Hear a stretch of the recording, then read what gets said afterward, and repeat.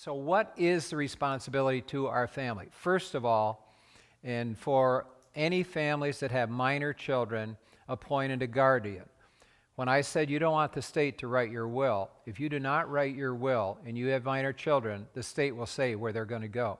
And again, God has given those children to you to train up in a godly way, nurture admonition of the faith, and they may go to foster home, they may go to somebody else. So first priority, write down where your children would go if something happened to you. And again, in our estate design class, we have time to unpack that and give some good suggestions about where they should go, and it's usually not what intuitively we think. Secondly, share God's generosity with your family. Do not leave this class saying, God said don't give anything to the, or Don said don't give anything to the kids. That's not what I'm saying. I'm saying ask God. Find out who's depending upon you.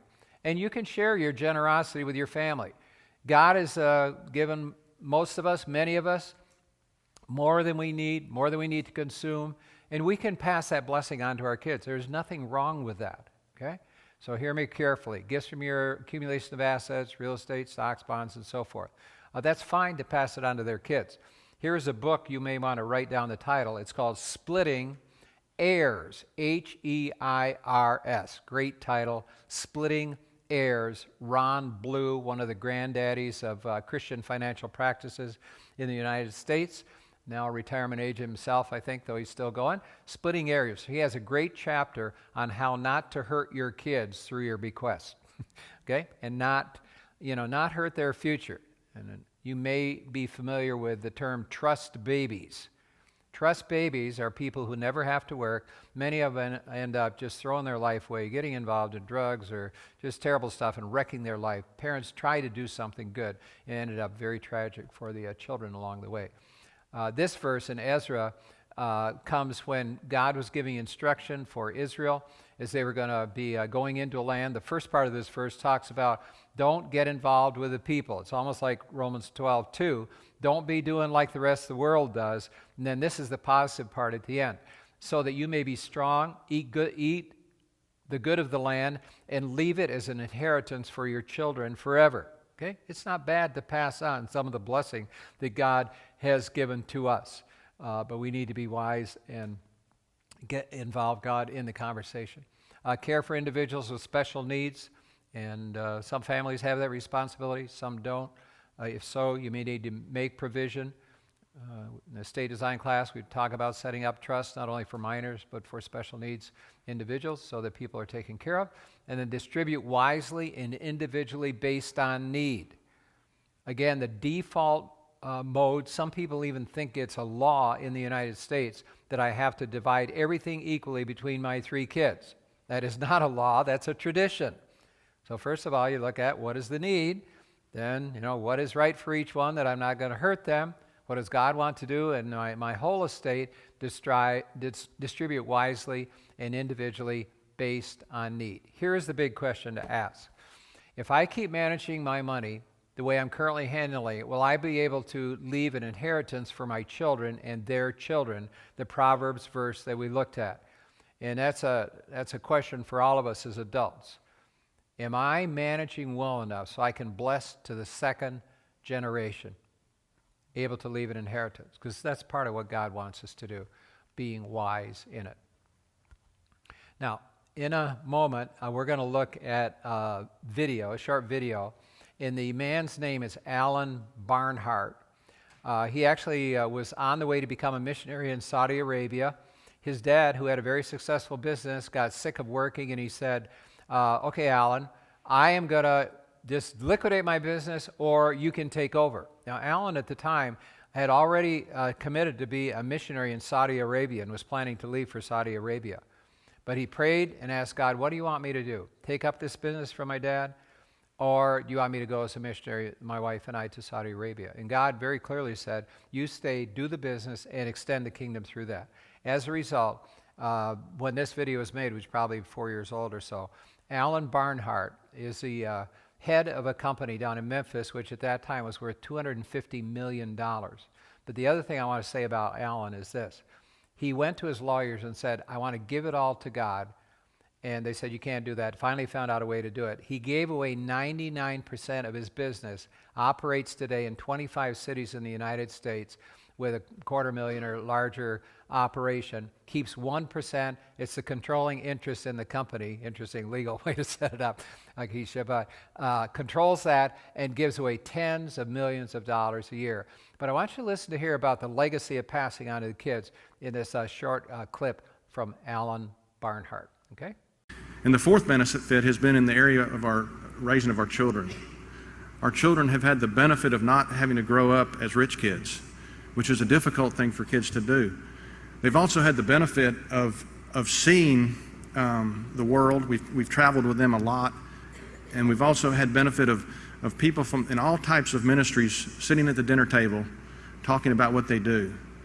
And so our kids' perspective has been broadened, and we believe in leaving our kids a rich inheritance, and we are trying to do that. We think that has very little to do with money. In fact, we think it would be it's almost counterproductive most often, to leave them money. But we'd want to leave them a very rich inheritance. I hope that the result of my time here has not been that you guys are impressed at all with me. I'm a very mediocre person who is lazy and sinful. And I don't do many of the things that I should do. And I think that many of you are probably like that too. But we, if it gets right down to it, but we serve an amazing God who blesses us and loves us and provides for us. And He is worthy of the honor and the praise and the glory. Amen? Amen.